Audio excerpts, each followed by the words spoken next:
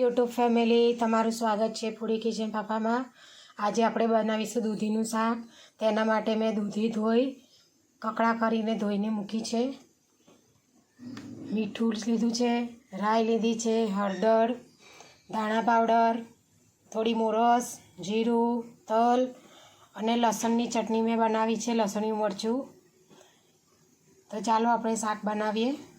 આપણે ગેસ ઉપર એક કુકર મૂકીશું, એની મેં આપણે તેલ નાખીશું।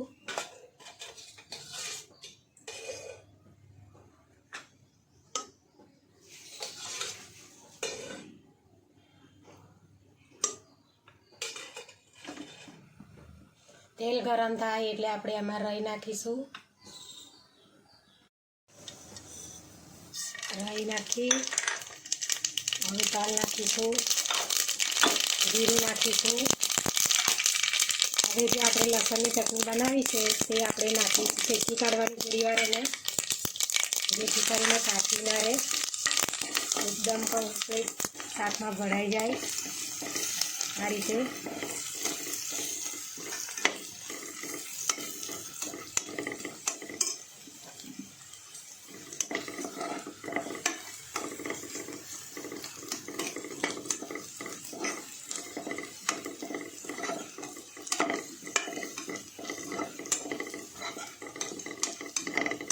આ રીતે શેકાઈ જાય પછી આપણે એમાં થોડી મોરસ નાખીશું,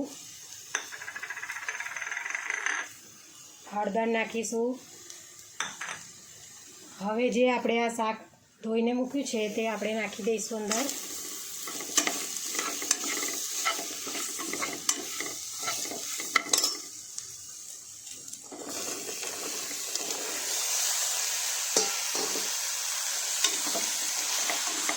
આ રીતે હલાઈ કાઢવાનું।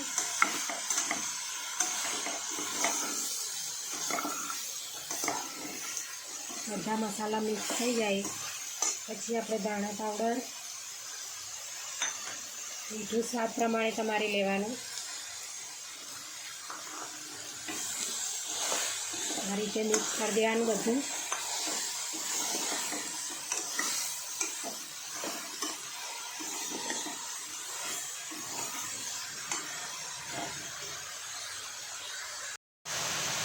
આ રીતે હલાવી અને એમાં થોડું પાણી રેડી દઈશું આપણે।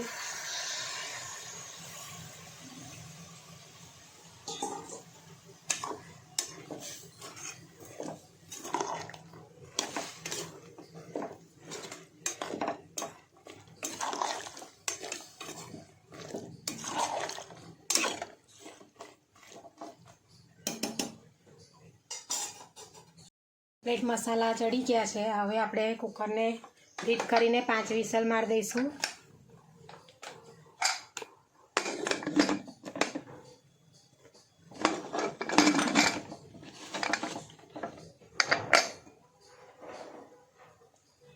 તો હવે આપણે જોઈ લઈએ આપણું શાક થઈ ગયું છે કે નહીં, ચેક કરી લઈએ।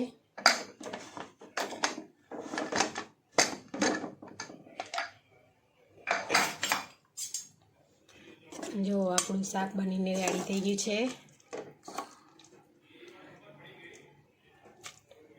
હવે તેને ચેક કરી લઈએ ચડ્યું છે કે નહીં,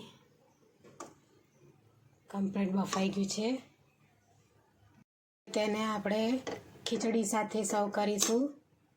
રેડી થઈ ગયું છે દૂધીનું રસાવાળું, જોડે ખીચડી છે રસાવાળું, કારણ કે મારે ખીચડી જોડે ખાવાનું હતું તેટલા માટે મેં રસાવાળું થોડું શાક રાખ્યું છે। દૂધીનું શાક ઉનાળામાં બેસ્ટ છે। દૂધીથી તમને શરીરમાં ઠંડક, એસિડિટી, ગેસનો પ્રોબ્લેમ હોય તો પણ ખાઈ શકાય દૂધી। વજન ઉતારવામાં પણ ઉપયોગી છે દૂધી।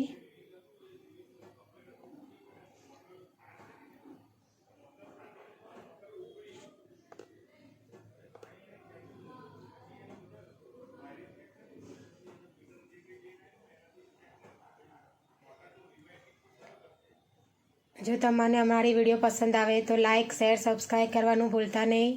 Thanks for watching.